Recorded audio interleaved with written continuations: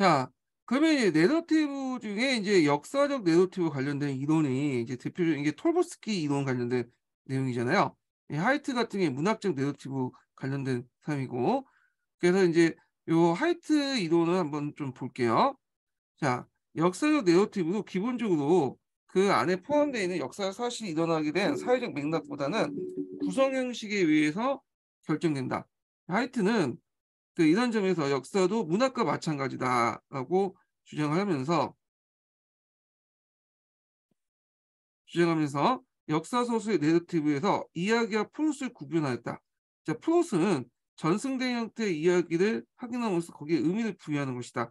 자, 프로스의 구성은 일련의 사건의 특수한 형태의 이야기를 전환한 것이며 그 구성 형식이 내러티브 구조가 되는 것이다. 자, 프로스의 구성은 인가 법칙에 의해 역사 상황의 전개 과정을 설명한 것이 아니라 언어 형식으로 내러티브를 제시하는 것이다. 그래서 이제 이 역사적 내러티브가 문학적 내러티브다고 주장하는 하이트의 의견을 해서 한번 읽어봤고요. 자, 내러티브가 사건의 발생 순서에 따라서 제시할 만큼 내러티브 서술하는 인가적 요소도 들어가 있다. 그래서 이제 이 내러티브 서술 방식을 비판했던 사람들 중에 상당수가 여기에 인가적 서술이 없고 기술만 있다라고 했잖아요. 근데 살펴보면 인가적 요소도 있어요.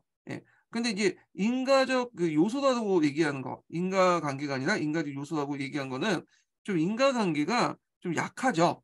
그래서 과학적 인과관계처럼 이게 뭐냐면 한 가지 인과관계만 있는 게 아니라 여러 가지 인과관계가 존재하기 때문에 인가적 요소라고 표현한 거야, 지금. 자, 그 뒷문장이 그 뒤에 나와 있는데 좀 보면 자, 하지만 내러티브는 인과적 설명처럼 원인과 결과를 직접적으로 연결하거나 다른 원인을 배제하는 교조적 설명을 하지 않는다. 이렇게 있죠. 자, 여기 보면 이제 그 한국사 관련된 책 중에 여기 뭐 19세기 때 이제 밀란 관련된 내용이 있어요. 그 내용도 있는데 자, 이 글은 이제 농민 생활 어려움, 사회 내부의 음성적 저항, 도적화, 밀란의 발생이라는 시간과 경과에 따른 역사 사건을 서술하고 있다. 자, 그런데 농민 생활 어려움이나 사회 내부의 음성적인 저항이라는 서술을 보면 앞의 사건으로 인해서 뒤의 사건이 일어난다는 느낌을 받는다. 이런 측면을 보면 두 사건은 인과관계를 맺고 있다고 할 수 있다. 하지만 엄밀히 말하면 사회 내부의 음성적 저항은 농민 생활 어려움의 필연적 결과가 아니라 그 인해 초래될 수 있는 여러 가지 결과 중에 하나일 뿐이다. 자, 이렇게 이제 볼 때 내러티브의 역사 서술 방식에서 두 사건이 인과관계에 맞다고 해도 그거는 결국에는 뭐냐면 여러 가지 원인 중에 하나에 불과하다. 앞에 있는 사건은 이 내용이에요. 자, 그래서 이제 이런 내러티브의 이제 인과관계 특징을 이제 얘기를 해봤고요. 그 다음에 이제 또 뒤에 넘어가면 자, 역사 내러티브가 문학 또는 다른 분야의 내러티브와 성격이 같다는 견해를 보면 내러티브의 여기 같다는 것은 역사가 곧 문학이라고 하는 하이트의 견해를 얘기하죠. 자, 내러티브의 내용은 곧 대상이 되는 이야기다. 이야기는 내러티브의 단위고 이야기는 시작과 끝, 그 일을 연결하는 줄거리를 가지고 있다. 그래서 문학적 내러티브는 역사의 내러티브의 이제 방법이 이것은 저거고 저거는 저거다. 단순히 기술에 불과하다 이렇게 보고 있어요. 하지만 역사적 내러티브가 단순히 사건 내용을 구성하거나 앞에 일어난 일을 이어받아서 뒤의 내용을 서술한 것은 아니다. 자, 여기에서 보면 이제 이 반론, 역사가 문학이라고 하는 문학적 내러티브의 반론에서 역사는 문학이 아니다라는 역사적 내러티브의 내용이 있죠. 그래서 이때 이제 그 대표적인 사람이 톨스토이라는 사람이야. 톨스토이. 그래서 이 톨스토이는 단순한 기술이 아니라 그 안에는 어떤 역사적 의미가 내재되어 있고 시각이 내재되어 있다. 이렇게 이제 강조했던 사람인데 그 내용을 보면 자, 톨스토이는 역사 내러티브를 그 속에 담겨 있는 시간의 내용에 따라 세 가지 유형이 있다. 시간 개념이 내재되어 있다는 거죠. 그래서 이제 이 톨스토이 이론이 예전에 한번 시험에 나왔던 거죠. 자, 나올 가능성이 많아요. 여기 톨스토이 이론은 딱딱 떨어져. 그래서 세 가지 유형이 있는데 그 세 가지 유형은 좀 정확하게 파악을 하고 넘어가세요. 이 부분은 시험에 나올 수 있기 때문에 파악을 해주는 게 좋을 것 같아요.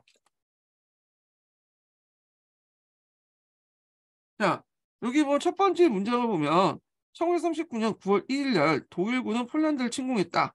이렇게 있고 자, 20년 동안의 지속된 평화의 시대는 유럽에서 아마 전 세계에서 끝났다. 독일은 폴란드를 침공했고 이로써 유럽에서 전쟁을 일으켰다. 어, 그리고 1939년 9월 유럽에서 2차 세계대전이 일어났다. 이렇게 이제 얘기를 하고 있죠. 자, 1939년 9월 1일 독일군의 침략을 가지고 이제 여기 세계가 다르게 기술하고 있죠. 그러면 보면 A를 이제 뭐라고 하냐면 연보라고 해요. 연보. 이거는 일어난 사건을 그냥 단순히 기술한 거야. 그러니까 연보는 당대 사람들이 일어났던 사건을 순서대로 이제 시간 순서대로 기술한 건데 연보 기록자는 연보에 기록된 사건을 선택한다. 그래서 따라서 연보는 당대의 세계관, 인간관, 역사의식이 반영되었다. 그러면 왜 단순한 그 뭐냐면 이 기술에 왜 세계관과 인간관과 역사의식이 반영돼 있을까요? 이건 뭐냐면 1939년 9월 1일 날 일어난 사건이 독일군이 폴란드 침공 사건만 있겠어요? 아니죠. 그 안에는 여러 가지 사건들이 있었는데 그 사건 중에 유일하게 독일군이 폴란드를 침공했다고 저자가 기록하는 것은 그 사건이 뭐냐면 당시에 되게 중요했고 그리고 나름대로 역사적 의미가 있다고 생각했기 때문에 기록을 한 거잖아요. 그래서 그것을 치사 선택한 그 이유가 뭐냐면 이런 세계관이나 인간관 역사인식이 반영됐기 때문에 그런 거죠. 예. 자, 하지만 이 연보는 한계가 있죠. 연보 기록자는 이전 사건에 대한 자신이 알고 있는 지식을 활용하지 않았고 기록하는 사건들의 연속성과 이후의 사건을 반영하지 않았다. 그래서 이것이 있음에 어떤 사건이 일어나는 걸 얘기하지 않고 이 사건 전에 어떤 다른 사건을 뭐냐면 반영하지 않고 있죠. 자, 그래서 이제 있고 그다음 B와 관련된 내용. B는 이제 뭐냐면 연대기라고 해요. B는 A와 마찬가지로 사건이 일어난 대로 서술했죠. 근데 다른 점이 있어. 어떤 거냐면 여기 보면 20년간 지속된 평화라고 했죠. 그러면 이거는 예전 기록이잖아요. 이전의 역사적 사실 가운데 이와 관련된 사건을 주목하여 그에 대한 자신의 가지고 있는 역사적 지식도 활용했다. 자, 그래서 이제 여기 보시면 20년간 지속된 평화라는 기존의 지식을 활용했고 또 이제 앞으로 이제 그 유럽에서 전쟁을 일으켰다라고 얘기하면서 나름대로 예측도 하고 그러잖아요. 자, 이와 같은 서술의 연대기라고 한다. 연대기는 과거에서 미래까지 시간적 순서로 표현되어 있으며 자, 미래까지는 어디 있어요? 여기 유럽에서 전쟁을 일으켰다라고 했고 요게 이제 앞으로 미래에 진행된 내용들을 이제 담고 있는 거죠. 이게 미래 시점까지 제공을 해주고 있죠. 그래서 여러 가지 이제 가능한 인간관계 사건으로 연결되고 있다. 연대기 작가도 그 속에 들어갈 사건을 선택하고 위기한다. 그래서 연대기 작가들도 1939년 9월 1일 날 독일군이 침략한 것이 중요하기 때문에 이걸 선택을 한 거잖아요. 그래서 사건을 나열한 거고 그래서 연보와 마찬가지로 당대 세계관, 인간관, 역사인식이 반영됐기 때문에 이렇게 기술이 된 거야. 따라서 연대기에는 연대기 작가가 살고 있는 사회적 인식이 내포되어 있으며 인간과 세계관, 연대기 작가 자신의 가치관과 지식이 반영됐다. 이렇게 보시면 되겠죠. 근데 이제 이 C는 그 앞에 있는 A와 B와 완전히 달라요. 왜 다르냐면 쓰여진 시점이 달라. 자, A와 B는 당시 이 사건이 일어날 때 쓰여진 거죠. 그러니까 우리가 이제 1차 사유, 2차 사유 얘기할 때 1차 사유적 성격을 갖고 있는 거예요. 이거는요. 근데 C는 이 사건이 일어난 후에 한참 후대에 쓰여진 거죠. 예.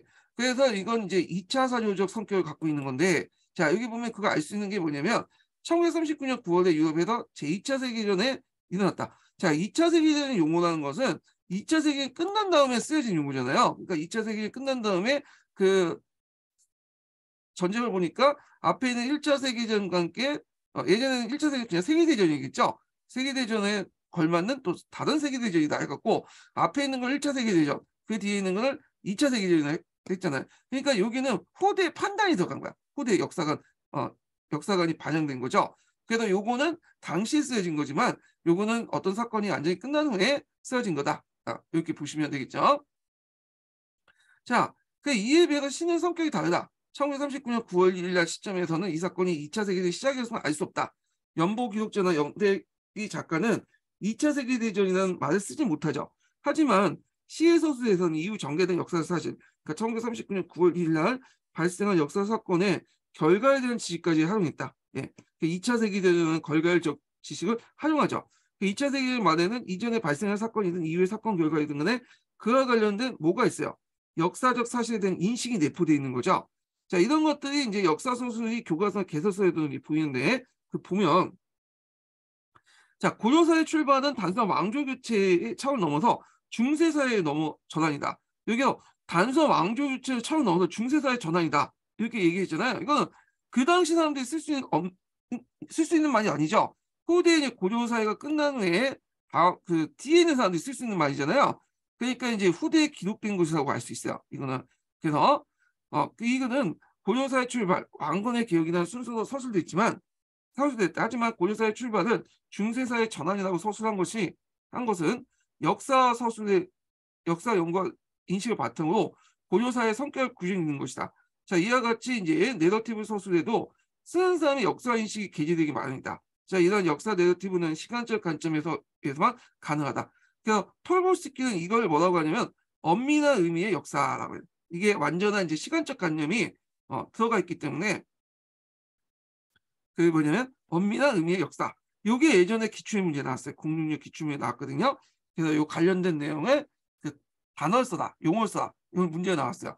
그래서 아마 다음에 이런 문제가 나오면 이런 주제에서 나오면 용어 쓰라는 문제도 나올 수 있겠지만 주로 이제 내용 같은 거 물어볼 수 있겠죠. 그래서 이런 것도 좀 파악을 해두시는 게 좋을 것 같아요.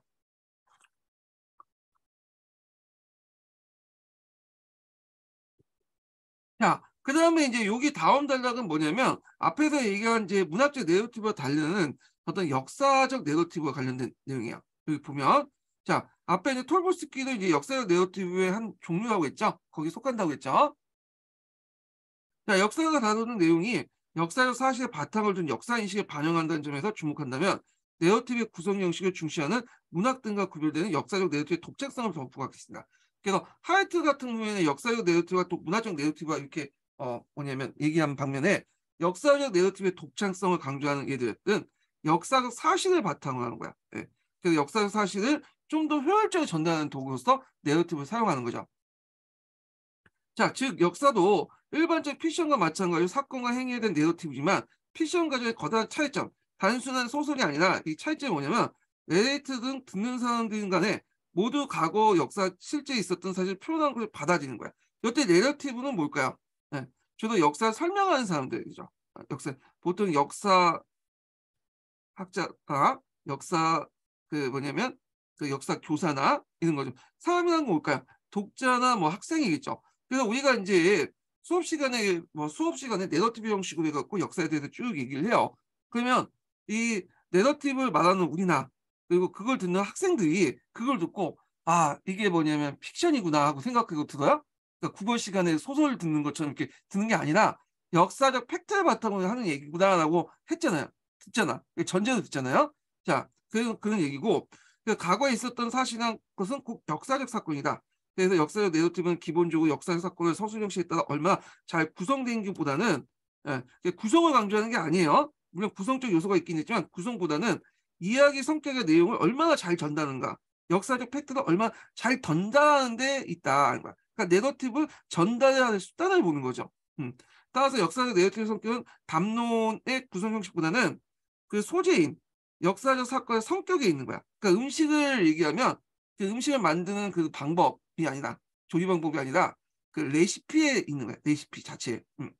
그리고 문학적 그 내러티브는 음식보다는 그걸 어떻게 요리하고 하는 그게 이제 음식을 만드는 그 과정이 중요한 거고요. 예. 자, 그래서 이렇게 이제 이렇게 있고 그래서 역사 수업의 다른 내러티브는 소재에 따라 크게 두 가지로 구분할 수 있다. 하나는 문학적인 측면인데 자, 하나는 일련의 개별적인 사건 하나를 묶는 역사적 내러티브다. 여기에서 포함된 개개의 역사는 각자의 줄거리를 가지고 있을 수 있다. 그래서 요게 이제 첫 번째 문학적 내러티브에서 강조되는 거죠. 자, 그래서 이제 이런 내용도 있고 쭉 읽어서 자, 이러한 사건들은 역사가 주된 아니 잠깐만요. 뒤에 넘어가서 쭉쭉 넘어갈게요. 자, 또 하나는 우리가 이제 이야기라고 부르는 거죠. 여기에서 이제 관련된 역사적 내러티브와 관련된 내용이야. 그래서 우리는 흔히 이야기라고 부르는 것이 있다. 예. 신화나 전설, 설화, 일화, 이인의 일대기 등에서 여기에 해당한다. 이야기는 작가가 일련의 사건의 연대기를 하나 틀을 묶는 거다. 따라서 이야기에서는 이미 그 내러티브 구조에 포함됐다고 볼 수 있다. 그러니까 이야기에서 내러티브 구조가 나오는 거야. 근데 이 앞에서는 구조 속에서 이야기를 끄집어내는 거죠. 여기는 이야기 안에 구조가 대표되는 거야. 예. 자, 그래서 이러한 이야기의 소재 형태를 활용하는 것이 역사 속에 나타나는 또 하나의 내러티브 형식이다. 형태다. 그래서 역사적 내러티브와 관련된 내용이고요. 자, 그 이야기 역사적 내러티브를 소재할 경우 내러티브 구조는 바로 이야기 구조에서 정해지며 역사 내러티브 구성되기보단 발견되는 거다. 앞에서 얘기한 것처럼 여기 제가 이제 예를 들었죠. 요 동명성황이라는 그 신화를 다룰 때 여기에서는 외부부터 주어진 이제 뭐냐면 구조, 플롯에 의해서 이야기가 짜맞춘 형태였다면 문학적 내러티브는 역사적 내러티브는 이야기 그 자체에서 구조가 나오는 거야. 예, 그 권력 구조, 그 당시 이제 상황에서 이제 역사적 맥락에서 이런 서로 간의 정치적인 어떤 다툼에서 이제 쫓겨난 집단들이 새로운 나라를 만들었다는 이런 구조도 있죠. 이런 이야기 그 구조들은 이야기 속에서 나온 거죠. 지금 주어진 어떤 작가나 독자의 요구에 따라서 만들어진 게 아니라요. 예. 그러다 보니까 사회적 맥락이나 이런 것들이 들어가 있을 수밖에 없어요. 역사 맥락 같은 것들이. 그래서 이제 그래서 내러티브 구조는 바로 이야기 구조에서 정해지며 역사의 내러티브는 구성되기보다는 발견된 거야. 예. 여기에서 이제 역사 내러티브와 관련된 내용이고 여기가 이제 발견이라면 여기는 위에 있는 건 뭘까요? 구성이죠. 구성. 그 앞에 그 뭐냐면 프로스 같은 건 이제 문학적 내러티브는 구성이라고 보시면 돼요. 구성. 예. 그래서 좀 다른 관점이다. 그래서 구성이 나오면 문학적 내러티브 관점에서 써야 되고 그 다음에 여기 발견이 나오면 역사적 내러티브 관점에서 써야 되는 거야. 예. 자, 이런 것들 이제 차이를 구분해 보시면 되고 자, 이런 관점을 보면 역사와 문학의 내러티브 같은 성격을 보는 하이트식 내러티브 이 구성적 성격을 대한 관점은 사실과 허구의 구분이 불명해진다는 문제점을 가지고 있다. 자, 하이트식 관점에 의하면 모든 역사적 내러티브는 역사가의 상상력에 의해서 구성되는 거예요. 예. 그래서 이 구성 창조되는 거죠. 아까 이제 텍스트론이나 포스트 모더니즘의 영향을 받은 건데 실제 일어나는 사건 중에 홀로코스트처럼 역사적 상상이고 다를 수 없는 것도 있다. 이런 것들. 그래서 보통 이제 역사교육에서는 이렇게 하이트 내러티브 두 가지 관점이 있다고 했죠. 그래서 문학적 내러티브와 그다음 역사적 내러티브가 있다고 했죠. 어느 쪽을 더 강조할 수밖에 없을까요? 당연히 역사적 내러티브 강조할 수밖에 없죠. 왜냐하면 문학적 내러티브 강조하면 이게 어떻게 되는 거야? 역사학 자체가 그냥 필요 없는 거죠. 다 이제 뭐 문학 작품이니까 이제 뭐 그렇게 바꾸면 역사학 자체 필요 없는 거야. 예. 자, 하여튼 이렇게 있고 그래서 이제 두 가지 관점에 대해서 이제 얘기를 했다는 거죠. 그래서 뭐 담론 형식이 있는데 요거는 각자 읽어보시고 자, 그 다음에 내러티브식의 역사 수업의 형식 관련된 내용 볼게요. 요거는 뭐 그냥 이것도 이제 각자 읽어보세요. 뭐 그냥 사대 연구 관련된 내용이 쭉 언급돼 있으니까 읽어보시고 자, 몇 페이지를 보시냐면 쭉쭉 넘어가서 잠깐만요. 잠깐 이게 여기 있네. 예, 제가 지금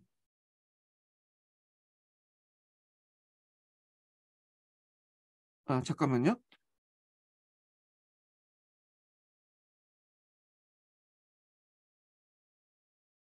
자, 제가 잠깐 그 페이지를 찾지 못하고 좀 험했어. 예. 자, 여기 보면 224페이지 보세요. 자, 앞에서 이제 내러티브가 부활하는 과정에서 역사 수업에서 네 가지 기능이 있다고 했잖아요. 그래서 그 네 가지 기능을 좀 얘기할 텐데요. 그래서 이제 네 가지 기능은 수업 소재로서의 내러티브와 그 다음에 전달 수단으로서의 내러티브, 그 다음에 수업 내용으로서의 내러티브, 그 다음에 역사 인식 도구로서의 내러티브. 이렇게 이제 뭐냐면 네 가지 분류해서 기능을 나눴어요. 예, 여기. 그래서 이거 네 가지 기능, 역사 수업에서 내러티브 기능에 관련된 내용은 시험 문제 지금까지 한 문제도 안 나왔거든요. 나올 가능성이 별로 없긴 해요. 이 부분이. 근데 이제 하여튼 이 장에서는 김한준 교수님이 여기 좀 강조하는 거니까 한번 읽어는 볼게요. 근데 그렇게 뭐 중점적으로 해가지고 볼 필요는 없는 부분이에요. 이 부분이요. 예. 자, 그러면 이제 내용을 볼게요. 자, 먼저 수업 소재로서의 내러티브라고 보죠. 이건 이제 앞에서 이야기가 있죠. 이야기, 스토리, 그 이제 신화, 전설, 뭐 이런 것들 있잖아요. 그 자체로서 이제 뭐냐면 수업 소재에 사용할 수 있죠. 일단 음식을 이제 만들면 우리가 음식을 이제 수업이라고 하면 그 레시피에 해당하는 거 있잖아요. 신선한 그 따끈따끈한 그 이야기들에 해당한다고 보시면 될 것 같아요. 자, 보면 역사 수업에서 다루는 내러티브 소재는 수업 내용에 나오는 사실이나 인물과 관련된 이야기 경우가 많다. 특히 사료에 나오는 신화나 전설, 설화 등은 역사 수업에서 가장 사용된 내러티브의 소재라고 할 수 있다. 그래서 고구려, 백제, 신라, 건국에 대한 수업에서 많은 교사들이 삼국사기, 삼국유사에 등에 나온 주몽선화나 온조나 비루의 이야기, 박혁거세의 이야기 같은 건국사를 학생들이 소개한다. 있죠. 그래서 이제 사례 같은 경우에는 각자 읽어보시고, 그래서 이제 또 경우에 따라서는 이야기를 돕기 위한 다른 시대나 현재 어떤 사건에 대한 인물에 관한 이야기를 섞기도 한다. 그래서 사례 2번 있는데 요건 이제 읽어보세요. 시간 관계상 건너뛸게요. 그리고 이런 내용도 있고, 그리고 이제 요때 이제 3번은 교사는 수업의 내용에 따라서 관련 있는 모든 이야기를 내러티브로 소개하는 게 아니라, 왜냐면 수업에 관련된 내러티브 에피소드를 다 삼으면 시간이 한정돼 있잖아. 그러다 보니까 수업의 목적에 따라 이야기를 선택한다. 그 사례들이 이제 사례 1번과 뭐 이런 것도 있고요. 그래서 이제 이렇게 수업 소재로서의 내러티브 관련된 내용을 봤고요. 그 다음에 이제 두 번째가 전달 수단으로서의 내러티브야. 그래서 아이들에게 효과적으로 이걸 어떻게 전달하느냐. 여기에 초점을 맞춰서 이제 내러티브에 관련된 내용이 있는데 이렇게 볼게요. 자, 교사가 알고 있는 이야기 내용은 내러티브를 통해 수업 내용을 바꾸는 경우가 많다. 그래서 교사는 흔히 수업 내용을 전달하는 방식으로 내러티브를 흔히 이용하고 있죠. 물론 이제 분석적 설명 방식도 있지만 내러티브적 어떤 설명 방식도 있잖아요. 전달 수단으로서. 그래서 이때 내러티브의 이제 기능을 얘기하는데, 자, 여기에서 내러티브는, 그러니까 전달 수단으로서 내러티브의 역할 얘기하는 거예요. 교사가 알고 있는 이야기나 사건을 수업 내용을 변형시키는 도구 기능을 한다.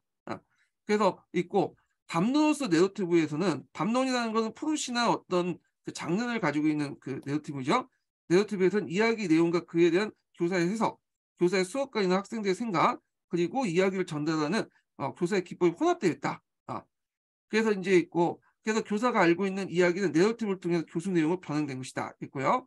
보통 전달 수단으로서 내러티브는 담론의 형태를 띄울 수밖에 없죠. 왜냐하면 이걸 전달하는 과정에서 교사의 어떤 의미 부여가 갖춰지면서 어떤 교사가 생각 풀어나는 얘기를 할 거 아니에요.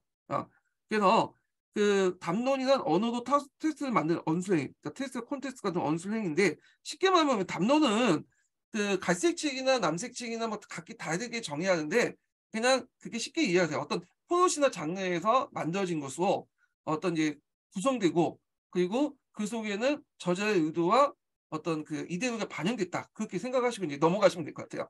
담론이 무엇이냐 가지고 뭐 철학적 논쟁까지 하면 한도 끝도 없어. 학자마다 다르고 책마다 다르고 그렇기 때문에, 예.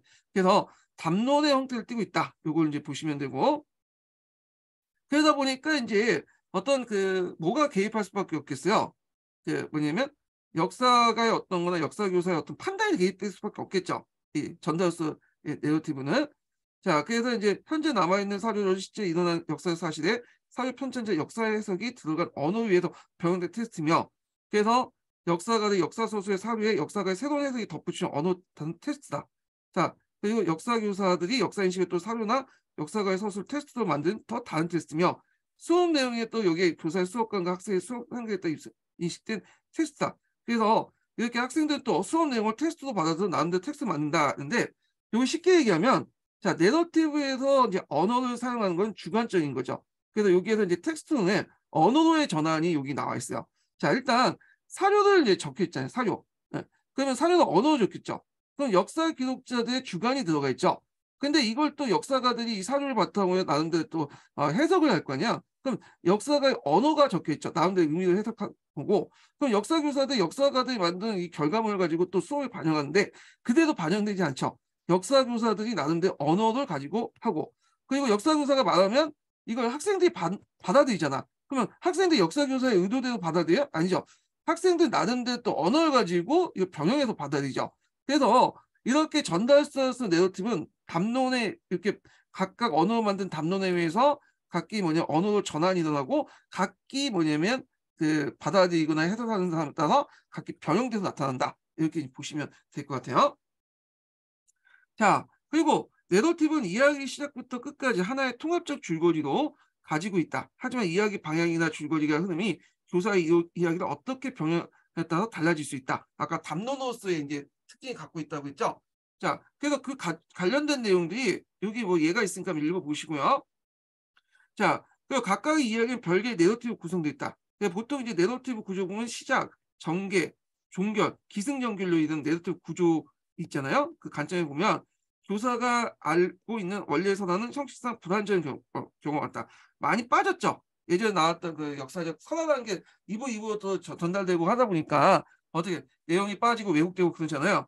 자, 그걸 뭔가 내러티브에서 전달할 때, 내러티브 방식을 전달할 때 담론이라는 형식을 통해서 효율적으로 전달 필요가 있잖아. 그래서 설득력 있게 제시하죠. 그래서 이것이 내러티브에 의한 전달 과정을 거치면서 완전하고 설득력 있는 이야기 병입니다. 그래서 내러티브의 제가 이제 그 역사 그 서술 방식 중에 하나가 설득력 있게 제시하는 것도 여기 들어가 있어요. 예. 그리고 교사는 내러티브의 과정을 통해 이야기의 방향을 정하고 목적과 초점을 명확히 한다. 그러니까 자기가 뭘 지금 내러티브에서 드러내고자 하는지, 똑같은 이야기라도 어떤 방식으로 해서 드러내고자 하는지, 음식 재료도 뭐 탕으로 만들 것이냐, 그리고 찌개로 만들 것이냐, 그리고 뭐 그걸 단순히 이제 뭐냐면 구워서 만들 것이냐, 따라서 이게 다양하게 만들 수 있잖아요. 그러니까 그 레시피를 가지고 이야기를 가지고 담론을 자기 담론에 맞춰서 내러티브를 전달할 때 어디에 초점을 맞추는가 이게 명확히 해야 되겠죠. 자, 그 내러티브라는 형태를 전달하는 과정에서 교사는 이 이야기를 그대로 다 받아들여서 이제 얘기하는 게 아니라 그 이야기 속에 자기가 알맞는 내용은 선택되고 배제되고 변형해서 만들어내는 거죠. 담론 속에 소 속에 만들어내는 거죠. 그래서 교사 위에 선택되거나 배제되고 변형되고 새로운 의미가 부여된다. 그래서 학생들 변형 과정에서 포함된 내러티브 형식에 따라 이야기를 기억하고 재미있게 느끼고 해석하게 됩니다. 자, 이걸 되게 잘하는 분이 누구냐면 이제 역사 강사 중에 서울 땡땡 그분이 되게 잘하시죠. 그분이 이제 그 이야기 원래 가지고 있는 이야기를 자기 식대로 선택해서 배제하고 의미를 부여해서 전달을 되게 잘하잖아요. 물론 그 전달 내용이 역사적 팩트하고 안 맞는 내용이 상당히 많기 때문에 욕을 얻어 처먹고 지금은 좀 그 방송파에서 나오진 않지만 하여튼 그런 이제 그런 걸 되게 잘하잖아.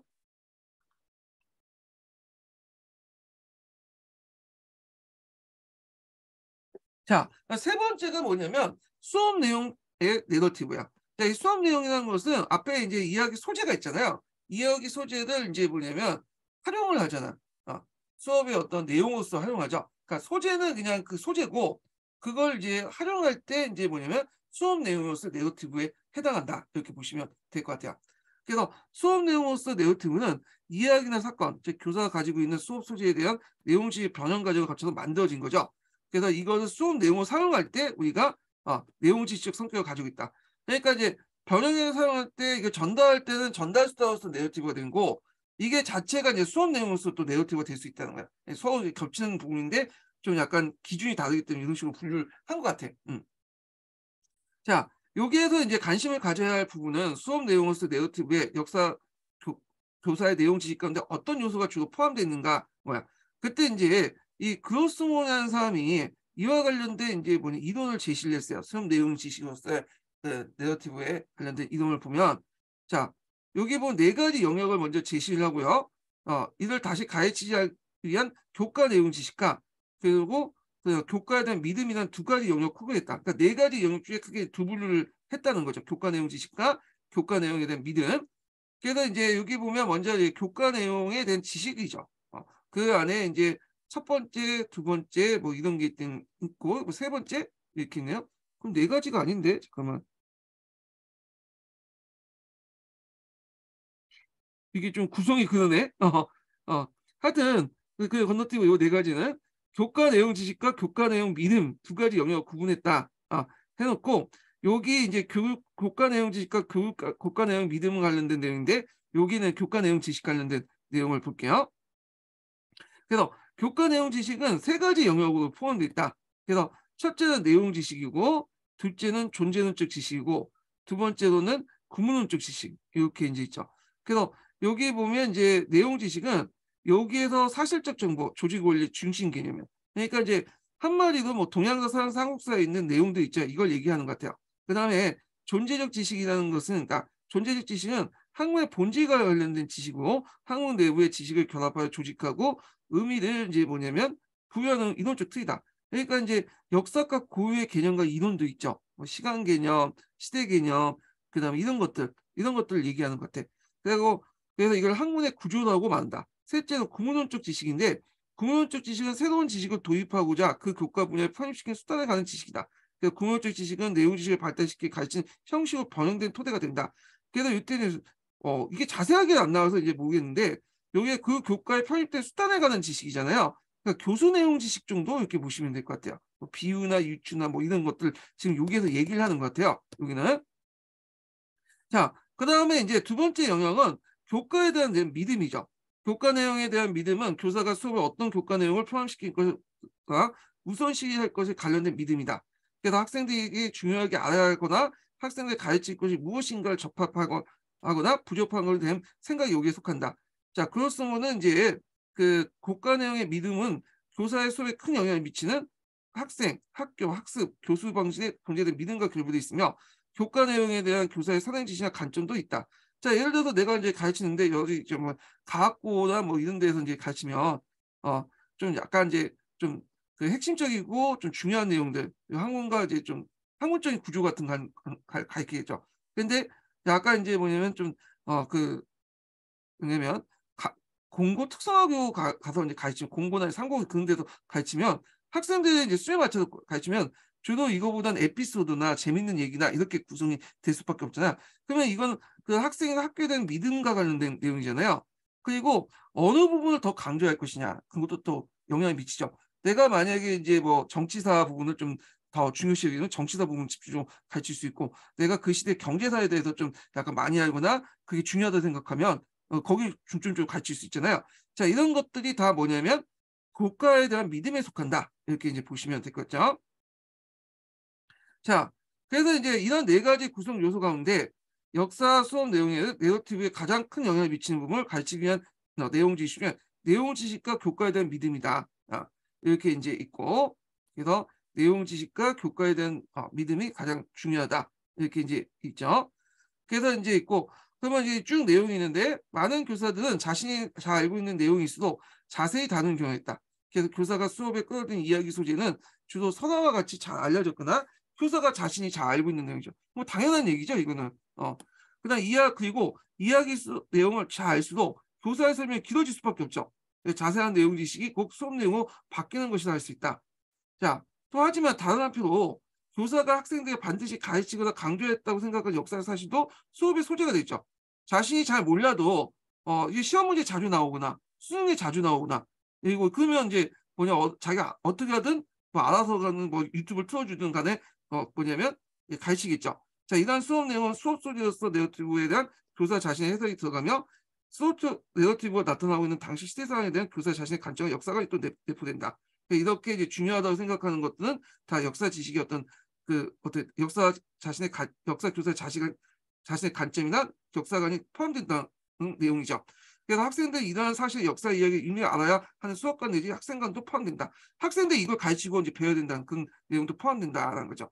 그래서 여기에서 이제 이 교과의 믿음과 내용 지식에 관한 그 관련된 특징들을 네 가지로 이제 얘기를 하고 있어요. 네. 그래서 이 내용들 좀 기억을 해주시고요. 자, 그 사례가 있는데 이 사례는 이제 각자 이제 보세요. 요거는요. 예. 자, 그 다음에 마지막으로서 역사 인식 도구로서 내러티브라고 이제 볼 수가 있어요. 예. 그래서 이 많은 역사학자들이 내러티브를 어떻게 인식을 하냐면 역사학의 성격이 어떤 독창성, 기본적인 역사 인식 도구, 예, 과학적 역사 인식과 다른 과학적인 어떤 인식과 다른 내러티브만 역사학이 가진 내러티브만의 어떤 특징 이런 걸 볼 수가 있죠. 그래서 과학적 역사 인식과 구별되는 어떤 인식 도구로서의 역사 뭐냐면 역사 인식의 내러티브를 강조를 하는데 그래서 요 내용을 좀 볼게요. 앞에 있는 내용하고 또 비슷해요. 그 앞에 보면 내러티브의 특징 중에 제 남색 책에서 이제 읽을 때 그 역사 인식으로서 내러티브가 얘기했죠. 그래서 파라다임적인 내러티브와 구별된 내러티브 어떤 인식이 있잖아요. 그래서 과학적 인식 도구와 인식과 다른 내용들인데 한번 볼게요. 자, 많은 역사학자들은 내러티브 역사 사실과 역사적 성격을 비추어 가장 기본적 역사 인식의 도구며 역사 서술의 방식이 중요하다. 앞에 이 역사 인식과 역사 서술 관련된 내용은 남색 책이 있어요. 네. 요거는 뭐와 대비해서 파라다임적인 어떤 도구 인식하고 대비돼서 나온 거죠. 그래서 이제 이렇게 주장하고 내러티브 역사가 강조된 이유도 이 때문이다. 자, 밍크는 내러티브를 과학적 이론이나 문학적 비유와 비견할 만한 역사의 기본적 인지 도구로 본 거야. 그래서 내러티브가 역사의 기본적 인지 도구가 될 수 있는 까닭은 경험의 흐름을 이해할 수 있게 해주는 것이다. 자, 그 이유가 그 밑에 서술됐죠. 내러티브는 그 속에 담겨 있는 어떤 일련의 사건이나 형상의 연속적인 상호관계를 이해할 수 있게 해준다. 그래서 이들 외에 내러티브 두 가지 이상의 역사적 사실을 결합한다. 이렇게 있죠. 그래서 가학의 두 가지 형상 사이에는 오직 한 가지 형태만 존재하죠. 연대에 무엇이 일어났고 그런 다음에 같이 순서 관계를 보여준 것만 충분한데, 그러나 내러티브는 사건이나 형상의 관계를 맺는 다양한 형식이 내포되어 있다. 자, 여기에서 좀 눈여겨볼 게 뭐냐면 앞에 부분의 가학적 내러티브는 이제 이해가 돼. 뭐 인과관계에서 오직 인과관계가 한 개밖에 없잖아, 원인이. 근데 연대 얘기는 무엇이 일어났고 그런 다음에 그 이게 뭘까 이거는 문학적 내러티브에 대한 거죠. 우리가 문학적 내러티브의 내러티브 구조를 어떻게 본다고 했어? A가 그렇고 B가 어떻고 뭐 C가 어떻고 뭐 이렇게 좀 기술된 거잖아. 근데 역사의 내러티브에서는 단순히 기술이 아니죠. 이거는 여기에 뭐가 들어가 있는 거야? 해석이 들어가고 역사 인식이 내재가 돼 있고 그런 거잖아요. 이게 톨코스키 이론에서 나와 있죠. 예, 요거와 연결돼서 이제 얘기한 거야. 그러나 여기에서 내러티브, 여기에서는 과학적인 어떤 설명 방식이나 문학적 내러티브가 아니라 역사적 내러티브를 얘기하죠. 그래서 내러티브는 사건이나 형상을 갖는 관계를 맺는 다양한 방식으로 내포되어 있다. 다양한 내적 관계를 묶어서 다양한 형상의 틀로 만드는 것이 내러티브다. 그래서 이제 우리는 역사적 내러티브를 통해서 무수히 내적 관계를 맺고 일련의 역사 사실을 하나의 이야기로 인식하는데 이 역사인식 기본적 성격이다. 이렇게 보시면 되겠죠.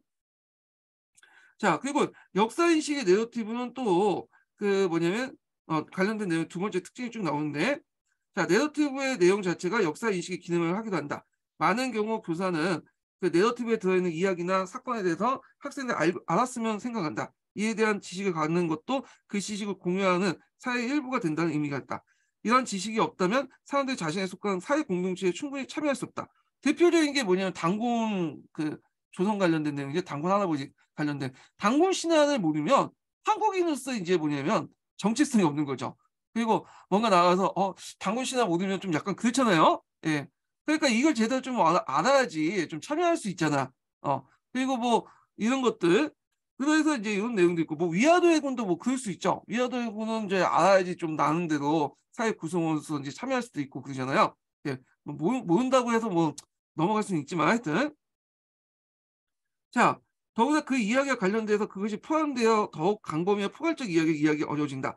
그래서 이것을 이해하지만 좀 더 많은 넓은 지식을 얻을 수 있다는 거죠. 예를 들어 이순신에 대한 이야기를 제대로 알지 못하면 임진왜란 주제에 대한 대화에서도 소외되기 쉽고 전쟁의 어떤 전개 과정 이야기도 어렵다. 이렇게 있죠. 자, 그래서 이제 있고 하지만 이와 같이 내러티브에 대한 지식이 내러티브 내용에 관한 지식이 역사인식의 유용한 기능을 한다는 주장에 대한 비판도 있다. 자, 먼저 논란의 여지가 많은 부분은 내러티브의 어떤 이야기와 사건을 포함시키고 빼내는 점이다. 이에 대한 대부분 의견이 일치하지 않죠. 물론 대략적으로 이제 우리가 알아야 할 내러티브 있죠. 역사 중에서. 그렇지만 그게 뭐 몇 가지 꼽을 정도야. 어떤 사람은 그게 중요하다고 생각하지만 어떤 사람은 중요하지 않다고 생각을 할 수 있잖아요. 자, 그다음 어떤 이야기 개요만 알고 있어도 관련된 역사를 충분히 알 수 있다는 주장이 나온다. 그래서 이순신의 개인의 성격의 활동, 이달에 대한 대해서 일일이 알지 못해도 이순신의 그 중요한 활동만 알고 있으면 또 임진왜란 전개 과정이 크게 이해하는 데 별 지장이 없죠. 자, 그래서 이제 잭슨이라는 사람이 이야기 내용에 관한 지식의 인식론적 기능을 이제 견해 문제점을 세 가지 이제 제시를 하고 있어요. 첫째는 어떤 이야기를 가르칠 만한 가치를 가지고 있는 이야기에 대한 의견이 일치하지 못하고 있고, 둘째는 이야기를 듣고 있는 것보단 더 우선시할 교육 목표가 있다. 이야기 자체가 중요한 게 아니다. 역사 교육에서. 셋째는 우리가 이미 나면서부터 많은 이야기를 듣거나 배워오고 있는데 그렇게 많은 이야기를 기억하거나 그 이상의 이야기를 더 들을 필요 있느냐. 이런 것들이죠. 자, 그래서 이제 이 세 번째 이제 특징들을 보면, 자, 내러티브 형식에 익숙해지면 역사적 사건들의 관계를 내러티브식으로 이야기된다. 교재 등의 사건들의 관계를 분석적으로 서술되어 있더라도, 그러니까 원인과 결과에 대해서 서술되어 있더라도 내러티브 형식에 익숙해지면 이걸 내러티브 방식으로 뭐냐면 학생들이 이해를 한단 말이야. 내러티브 수업 받는 학생들은.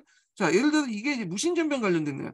무신전변 보면 이게 첫 번째 보면 이제 교과서에서는 무신전변을 내러티브 형식으로 적혀 있지 않죠. 되게 무신전변 원인, 첫 번째 원인, 두 번째 원인, 세 번째 원인, 이게 분석적 원인으로 이렇게 적혀 있잖아요. 이게 이제 설명적 테스트의 이제 주요 이제 뭐냐면 서술 형태 중에 하나인데, 그러니까 무신정비의 원인은 이렇게 쭉 서술돼 있어.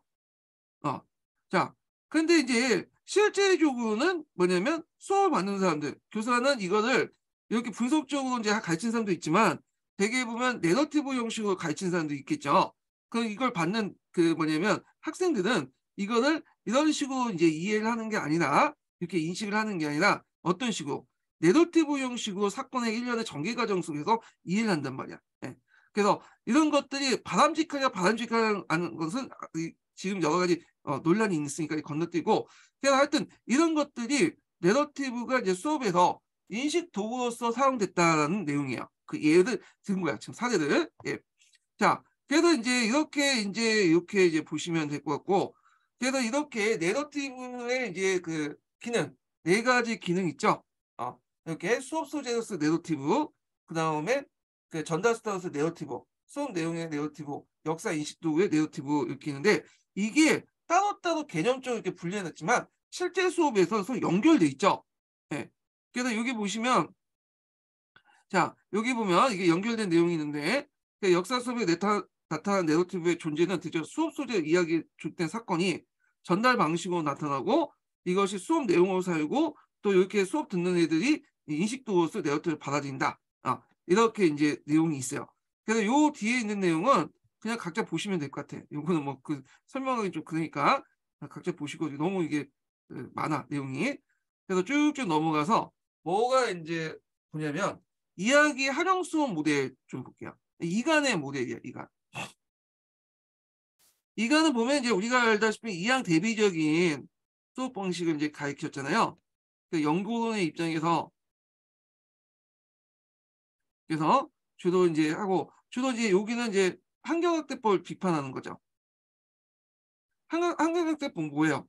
구체적인 것에서 추상적인 것에서 추상적으로 배워야 되고, 가까운 것에서 먼 것으로 이렇게 배워야 된다, 이런 논리인데, 이거에 대해 이간이 비판하면서 연구론 입장에서 이양 대비적인 방식을 제시하면서 가르치는 방식만 달리하면 모든 걸 다 가르칠 수 있다라고 얘기를 하잖아요. 요게 예전에 관련돼서 이제 기출에 2번 나왔죠. 예. 그래서 요 갈색책에서는 이간에 이제 관련된 수업 모델이야. 그 안에 이제 이양 대비적 방식도 있어요. 이양 대비적 방식.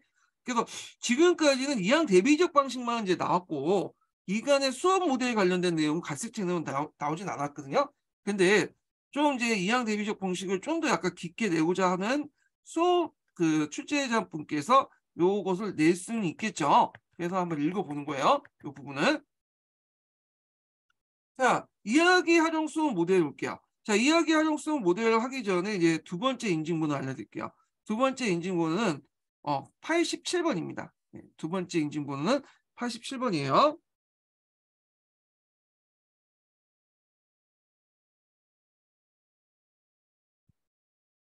자, 아직까지 내러티브의 종류나 학생들의 역사 이해 단계에 따라 내러티브식 수업을 어떻게 진행할 것이 하는지에 대한 연구는 별로 없다.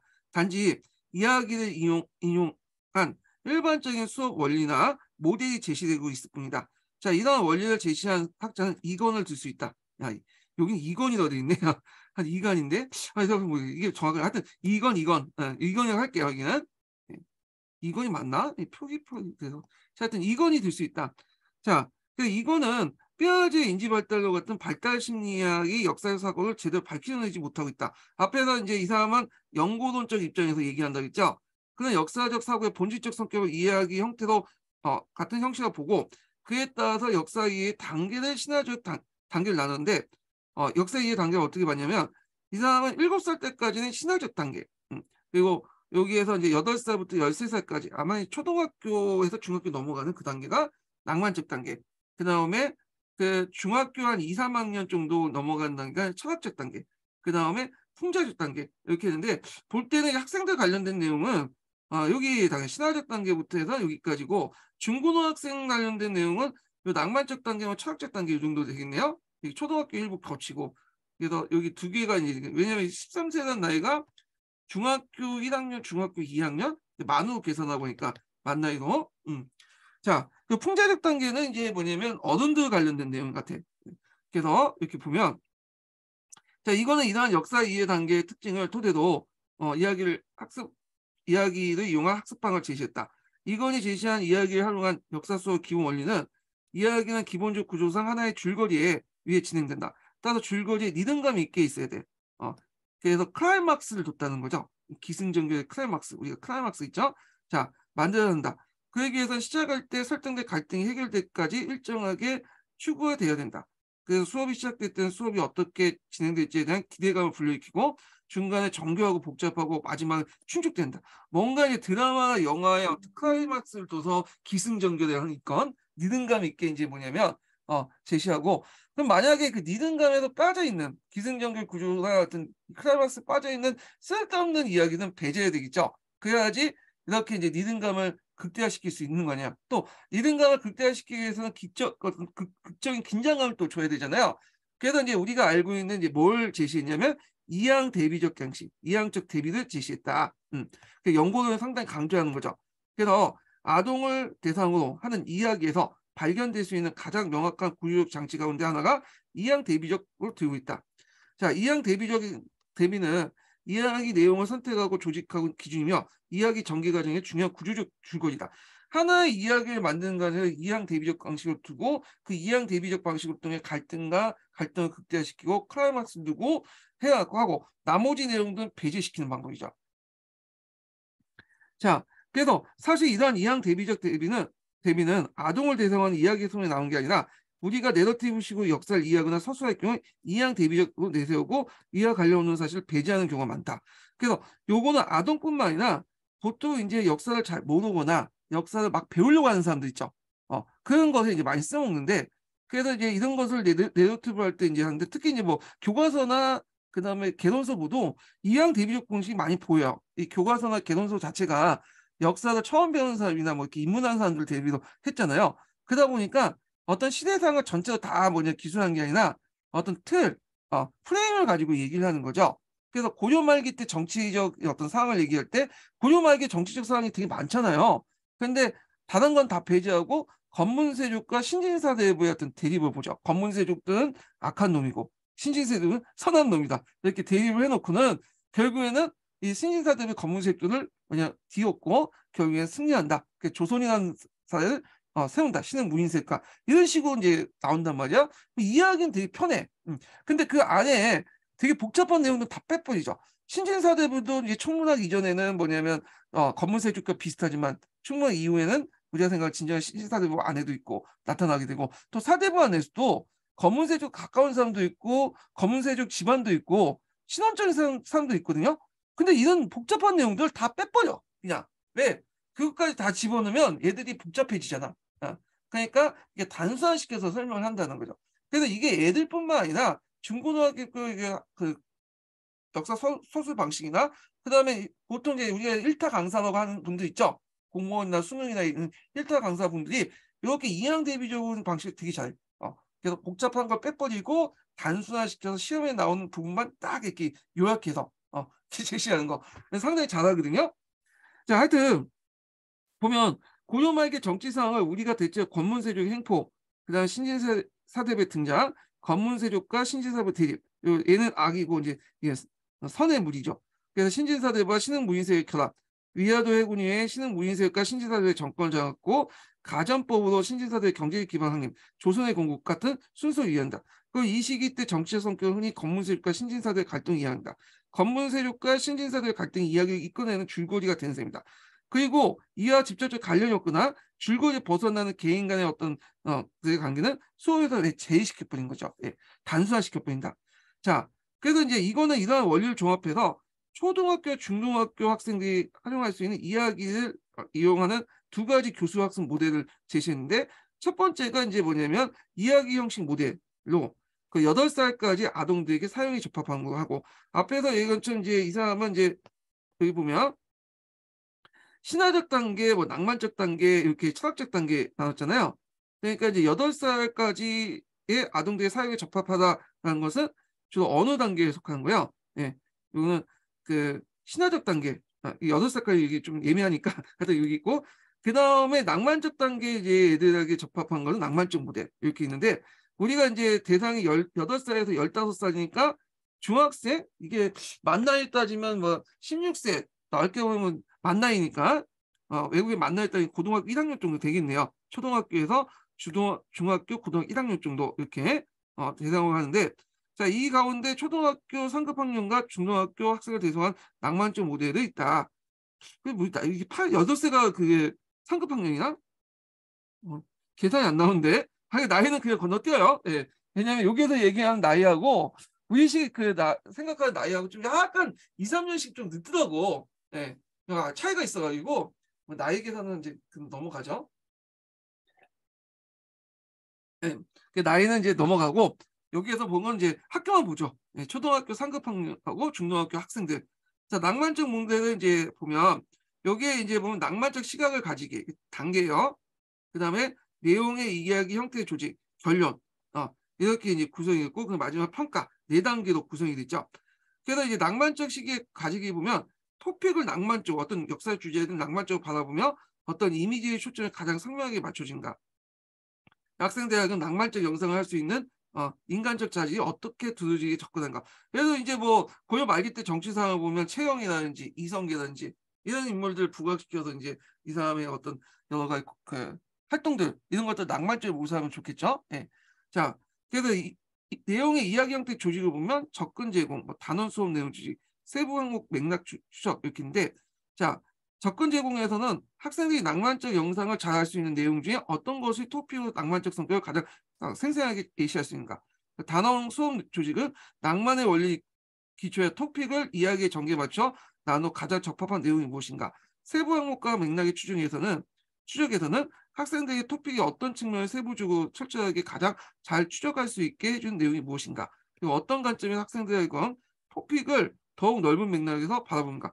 예를 들어서 예를 들어서 이제 이순신의 이성계에 관련된 내용일 때 이성계 모든 것들이 되는 게 이성계 그 에피소드 중에 낭만적인 에피소드 중에 영웅당 중에 그 뭔가 사건을 좀 더 넓은 관점에서 볼 수 있는 것들이 있잖아요. 그래갖고 이제 이성계가 그 당시 그 황상대첩이나 이런 데서 크게 이겨가지고 뭐 왜구를 격퇴한 것을 얘기하면서 왜구가 왜 그 당시 왜구들이 들끓었나 한반도에 그거에 대해서 이제 얘기를 하고 그리고 그 당시 외국에 들끓었던 일본 내부 사정도 얘기하고 이렇게 좀 더 큰 이 토픽을 매개해서 크게 이제 뭐냐면 좀 역사적 맥락을 파악할 수 있는 거 이런 것들이 좋겠죠. 예. 자, 그래서 단원 수업에 내재해 있는 극적인 긴장을 해결할 수 있는 가장 좋은 방법은 뭔가 뭐 이렇게 해서 쭉 있는데 이건 각자 보시고 그래서 이제 이 평가 내용에서는 토픽이 이해됐는지 적절한 낭만적 능력을 자극하고 발달되는지 이걸 알 수 있는가 이런 내용이에요. 그래서 뭐 이런 것들이 있구나 하고 넘어가시면 되고 그냥 굳이 이것까지 외울 필요 있나? 그런 생각이 들어. 그래서 넘어갈게요. 자, 그래서 낭만적 모델은 이건이 주장한 해당 연령 아등의 인지적 정의적 특성을 반영하고 있다.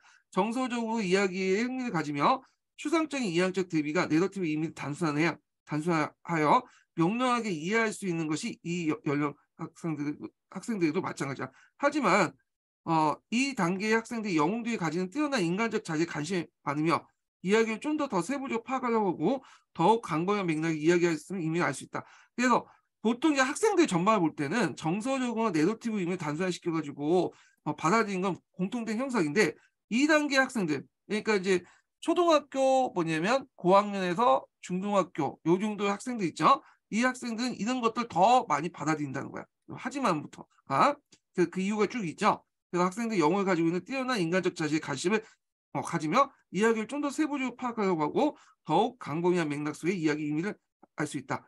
또 낯설고 간단스럽고 신비스러운 내용일수록 2단계 학생들, 이 나이대 학생들은 지적 활동을 촉진하면서 다른 사람의 삶 속에 구체화된 이야기일수록 학생들의 이해를 도울 수 있다.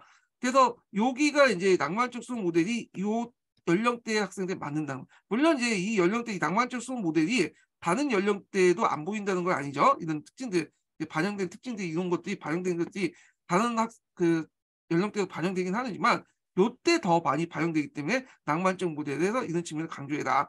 인간적인 어떤 영웅적인 모습들 요 내용을 좀 얘기하고 있는 거야. 자, 그래서 이제 이렇게 있고 그래서 이건이 지적한 것처럼 이제 많은 교사들이 이런 수업 기법을 이용한다. 이 낭만적인 모델을 이용한다는데 물론 이제 알고 이용하지는 않겠죠. 그러니까 애들이 그렇게 좋아하니까 경험상 보니까 이런 얘기 영웅당 얘기하면 애들이 좋아하겠다. 그래가지고 이제 그 인용을 한 건데, 그래서 이제 여기에서 이제 밑에 있는 건 남이와 관련된 수업 내용이 있어요. 남이 장군 아시죠? 예. 그 남이 장군이 이제 그 뭐냐면 그 뭐야 그 당시 이제 반란도 진압을 하고 그 이시엔난 같은 것도 진압하고 그 다음에 이제 그 여진족도 토벌하는 젊은 장군이잖아요. 그래서 나중에 병주 판사가 됐는데 예종 때 이게 수총을 당하죠. 예. 그래갖고 이제 남이가 수총되는 그 내용이 여기 시 때문에 수총되겠다 뭐 이렇게 내용이 있는데 요거는 역사 그 사례는 아니죠. 남이가 이 한시 때문에 뭐냐면 수총당했다 이런 거는 후에 만들어진 에피소드야. 예. 이 자체가 역사 팩트는 아닌데 하여튼 이걸 설명하면서 그 당시에 권력관계 예종 시대 때 그 당시 이제 뭐냐면 구신세 때 새롭게 등장한 신흥세 때 갈등 내용 이런 것들을 설명하면 어떤 역사적 지평을 넓히는데 큰 도움이 될 수 있겠죠. 그래서 이제 하여튼 이렇게 있고 이거 뭐 각자 보시고 자 그래서 이제 이야기 수업 모델에 관련된 내용들 있고 그 하지만부터 좀 볼게요. 자 근데 이게 이건이 제시한 이제 이런 모델은 수업 모델은 좀 제한적이야. 이 모델은 예초 내러티브 구조를 가진 선화 등 이야기 수업에 활용한 방을 제시하고 있다. 그러면 그렇지 못하는 역사 사건은 내러티브 수업에서 묶어서 수업하는 게 적용하기 어렵다. 그러니까 예를 들어 갖고 정치사 같은 경우에는 이런 것들이 적용하기 편해요. 정치사. 왜냐 인물 중심이잖아. 인물들의 행동을 중심으로 해갖고 얘기하고 그 에피소드 소개한 다음에 그걸 어떤 정치적 구조를 이제 설명하는 방식으로 얘기를 하면 되는데 문제는 사회경제사 같은 거 있죠. 사회경제사, 경제사 특히 이런 거 구조적인 것들을 설명해야 되잖아. 근데 이 구조적인 설명을 내러티브 방식을 설명할 수 있을까요? 그리고 또 군사 제도사 같은 것들, 그 군사 제도 같은 거를 내러티브 설명하기 힘들잖아. 근데 이런 것들 적용하기 어려워. 그래서 제가 그러니까 설머시기 그 강사 얘기 들어보면 참 그 뭐랄까 정치사 부분이나 문화사 부분은 되게 내러티브 방식을 통해서 참 설명을 잘 하시는 것 같은데 설명 잘한다는 게 보다 좀 듣기 좋게 이제 말하시는 것 같은데 이게 사회경제사 쪽으로 넘어가면 이제 양 아닌 것 같아. 이 사람이 공무원 강사잖아요. 수능 강사기도 하고 한데 사회경제사나 뭐 제도사 이렇게 보면 그냥 그래. 음. 그래서 이분이 왜 공무원 쪽에서 왜 뛰지 못한가라는 느낌이 딱 들었어. 왜냐면 공무원은 그런 것들 내러티브가 좀 별로 중요하지 않잖아. 예. 자, 하여튼 사회경제사 쪽에는 설명이 좀 그렇다. 이런 내용도 이제 파악을 해주시면 될 것 같아요. 자, 그러면 이제 매진만을 볼게요. 자, 매진만은 이제 주요 내용들이 이제 다 들어가 있죠. 그래서 시간 안 되신 분들은 그냥 요 결론 부분만 읽고 머릿말과 결론 부분만 읽고 이제 넘어가셔도 된다고 했는데 그 내용만 볼게요.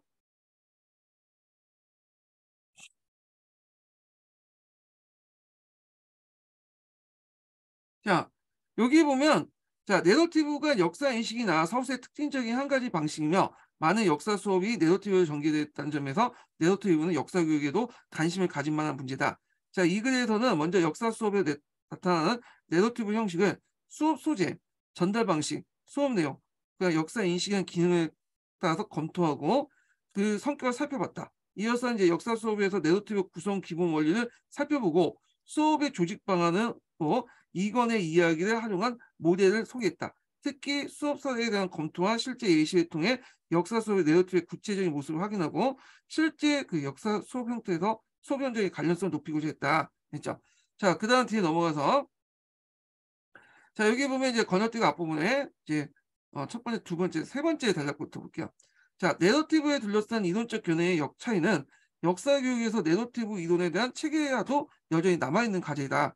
그래서 먼저 역사적 내러티브의 성격을 어떻게 규정짓는가 문제이다. 자, 역사적 내러티브의 성격이 문학과 마찬가지 내용보다 프로세 구성된 다 전해지는 것 보냐. 요거는 이제 뭐 문학적 내러티브와 관련된 거예요. 요거는 아니면 그 역사적 소재가 중요하다는 거. 사실이 중요해. 그 역사 사실 속의 구조를 끌어내는 거죠. 소재인 역사 사실에 따라 정해지는 본연에 따라서 역사 수업에서 활용한 내러티브의 성격이나 구성도 달라질 수 있다. 자, 이야기를 제시한 수업 모델이 기존의 내러티브 구조를 가지고 있는 이야기를 활용한 수업 모델을 할 때 수업의 전개 자체가 내러티브식 구조로 조직하기 위한 방안을 모색하는 일도 앞으로의 연구 과제다. 뭐 연구 과제들이 있고 그 다음에 이제 여기 보면 내러티브에 이제 뭐 내용도 있는데 좀 읽어볼게요.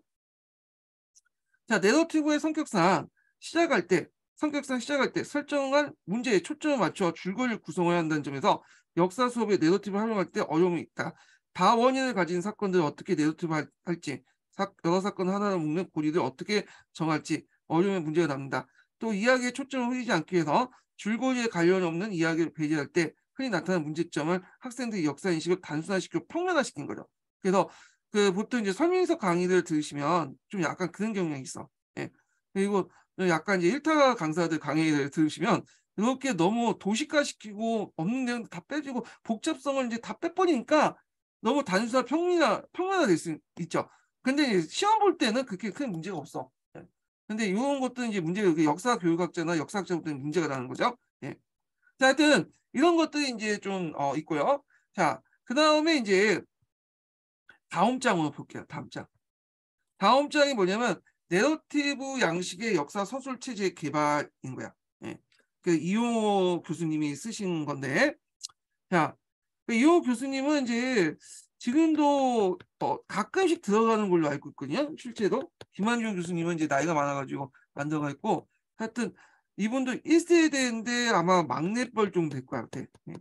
예. 최근에는 2세대 교수님들이 막 들어가죠. 예. 하여튼 보면 내러티브 역사 서술은 설명적 테스트에 비해서 글의 양이 많다는 단점이 있다. 그 교육적 활용 가능성이 무한하다. 자, 내러티브 역사 서술은 학생들이 읽는 글에 그치지 않고 학생들의 적극적인 사고 개입을 유도함으로써 학생들의 역사 이해 및 인지 능력을 함양할 수 있다. 다만 학생들이 내러티브의 하자의 관점과 가치 판단을 비판 없이 받아들이는 거다. 이걸 이제 뭐라고 했어요? 자의적 진실성의 부과라고 했죠.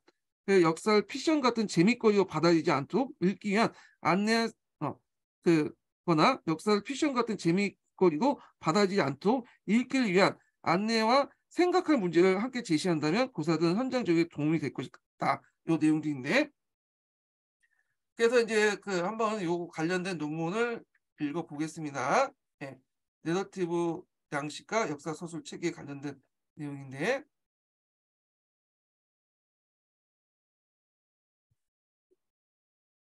자, 머릿말인데 여기에서 이제 요게 주 내용이 뭐냐면 보통 이제 교과서에 보면 텍스트가 있죠. 텍스트. 그래서 이제 보통 주어진 테스트가 이제 설명적 테스트야. 설명적 테스트. 그리고 이제 이에 또 내러티브 테스트가 있고 중간에 사고 테스트가 있죠. 세 가지 사고 테스트가 그러니까 세 가지 테스트로 이제 쓰여져 있는데 이게 크게 이제 뭐냐면 설명적 테스트와 교과서에 이제 보통 적혀 있는 그가 대비돼서 이제 뭐냐면 내러티브 테스트의 어떤 주 내용의 대비 이 내용들이 이제 있어요. 자, 볼게요. 자, 여기 보면 여기부터 보죠. 자, 역사 소스의 보편성은 역사가들 독자에 의해서 군림하는 전지적 작가를 만들었다. 보통 설명적 테스트는 전지적 작가 시점에 쓰이죠. 전지적 작가. 마치 자기가 신인 것처럼 얘기해요. 신인 것처럼. 자, 그래서 역사 교재 교사도 이른바 객관적 역사 서술을 하고 지향하고 있고, 그래서 설명적 테스트 양식에 따라 기술되고 있다. 그래서 일부 읽기 자료는 일기, 편지, 수필, 소설 등 다양한 서술 형식을 보이겠지만 본문의 내용은 많은 양의 역사 지식을 지나치게 단순한 설명을 비하고 요약하고 있다. 자, 이런 글들은 학생들에게 뭐냐면 읽히지도 않았고 역사 서술 통해서 의도했던 역사 설명에도 실패함으로써 역사 이해와 역사 사고 두 영역에서 모두 소기의 교육 목표를 달성하지 못했다. 그래서 전지적 작가 시점에 객관적 역사 소설을 쓰는 설명 테스트가 실제로 학생들이 외면받고 있다 이렇게 얘기하고 있죠. 자, 최근의 연구 결과에 따르면 설명 테스트 형식의 교과서는 학생들에게 많은 정보를 제공할 줄 모르지만 텍스트에 대한 학생들의 개입을 적극적으로 이끌어내지 못함으로 드러났다. 오히려 학생들은 저자가 드러낸 걸, 그래서 이 저자가 드러난 건 내러티브 글 방식이죠. 그래서 저자가 드러난 글이나 저자의 이야기 형식의 테스트에 대한 읽기를 시도했다. 그래서 이 저자가 드러난 글, 그리고 내러티브 형식의 글은 어떤 특징이 있냐면 다양한 반응을 불러일으킬 수 있어. 그래서 설명적 테스트는 딱 보면 이제 저자가 건의를 가지고 얘기를 하기 때문에 그걸 읽고 객관적 지식이냐 받아들이고 거기에 토시를 못 따져. 근데 요게 이제 내러티브나 이런 것들은 저자가 드러내잖아. 그러다 보니까 학생들이 다양한 반응을 불러일으키고 그게다 뭐 그 비판도 할 수 있고 뭐 이렇게 할 수 있죠. 다른 자기 생각도 얘기할 수 있고. 그래서 이제 요거와 관련돼서 이제 뭐와 연결돼서 보시면 되냐면 뒤에 이제 또 얘기했지만 비판적 읽기 있죠. 비판적 읽기. 예. 비판적 읽기가 또 가능하다는 거예요. 그러면 또 비판적 읽기가 가능하면 비판적 쓰기도 가능하겠죠. 그래서 요런 글은 내러티브나 이런 저자 같은 글은 비판적 읽기와 쓰기가 가능하다. 이렇게 보시면 돼요. 그래서 이제 비판적 읽기를 시도한다. 여기에서 읽기랑 비판적 읽기예요. 그래서 학생들은 비록 자기 나름대로 역사적 시각과 태도를 논리적으로 구축하지 못하지만 저자의 의도를 파악하고 비판을 제기하거나 역사적 사건을 저자의 다른 의미로 해석하기도 한다. 자, 읽기는 단순히 대상으로서 텍스트 내용을 습득하는 것이 아니라 대상으로서의 어떤 그 내용을 습득하는 것은 어디와 관련된 거죠? 설명적 테스트와 관련된 거죠. 그래서 아니라 테스트를 기술한 주체 또는 테스트 대화를 하는 과정임을 보인다. 그래서 이제 여기에 대해서 자기의 의도를 드러내면 그거에 대해서 여러 가지 반응을 불러일으키겠죠. 예. 그래서 다양한 반응을 이끌어낼 수 있다는 게 논리죠. 그 얘기죠. 근데 주의할 것이 있어. 이런 것들이 장점이지만 이게 양날의 칼이야. 저자의 신뢰성이 떨어지거나 저자의 신뢰성이 완전 높으면 어떻게 또 양극단의 반응을 불러일으킬 수 있죠. 무조건 믿거나 무조건 또 안 보거나. 그러니까 이게 약간의 문제점이 있어요. 예. 그래서 이걸 자의적 진실성의 부과라고 하잖아요. 자, 그다음에 역사학계에서 가학적 역사에 대한 비판과 함께 내러티브는 즉 스토리를 새롭게 부각하고 있다. 앞에서 이제 이 내러티브 이제 스토리 이제 이야기 형식이죠. 이야기 사실, 전설, 민담 등등등등 이야기 사건들에 관련된 내용이죠. 자, 그래서 이제 가학적 역사에 대한 비판은 앞에서 여기처럼 여기가 뭐 사회, 경제사 이런 것들은 잘 설명하지 못해도 인간의 어떤 의도나 어떤 동기 같은 건 설명하지 못하잖아요. 그러다 보니까 이걸 설명할 수 있는 내러티브가 부활되고 있다 이렇게 얘기했죠. 그래서 이제 내러티브는 흔히 하나의 중심 주제 아래 둘러싸고 인물, 배경, 행위역, 사건의 실제 전개 과정, 반전, 결말 등 일정한 구성 양식을 갖춘 일련의 이야기들입니다. 또한 내러티브는 과거 사건을 계기적 인과적 설명하고 사건의 의의를 부여 서술 방식으로 알려져 있다. 이렇게 있죠. 그래서 이제 있고 그다음에 이제 하지만 각 학문의 영역에 따라서 내러티브의 개념의 차이가 있고 내러티브가 역사학만 쓰이는 게 아니죠. 문학에도 쓰이고 여러 군데 쓰이잖아요. 그것을 구분 없이 착용하면서 벌어진 혼란도 있다. 그래서 내러티브는 역사 서술 체계뿐만 아니라 사고 양식을 주목받고 있는데 역사 인식에서 기능에 대해서 다른 견해가 대입하고 있다. 자, 그래서 이제 역사학서의 내러티브는 양날의 가진 칼이라고 했다. 이건 양날의 가진 칼은 이제 앞에 구성주의 관련된 내용에서 5개년 관련된 내용과 연결돼서 보시면 될 것 같아요. 여기 좀 많이 생략돼가지고 하여튼 자, 이 글에서는 역사학서의 관점에서 역사 내러티브의 접근에 앞서 그 개념과 특성을 파악하고 역사 서술과 인식 도구로서의 내러티브의 유용성과 한계를 살펴보고자 한다. 그리고 역사 교재가 좀 더 다양한 서술 양식으로 기술되어 있다는 전제하에 기존의 설명적 테스트가 아니라 내러티브 역사 서술 체제의 개발을 시도했다. 이렇게 있죠. 자, 그래서 이제 요 관련된 거, 이제 원인과 관련된 내용들 이제 얘기를 했고요. 예. 도중에 제가 그 인증번호 얘기했죠? 예, 도중에 한번 얘기했을 것 같은데 하여튼 그렇게 있고 자, 그러면 내러티브의 개념과 특성을 볼게요. 내러티브 특성과 개념.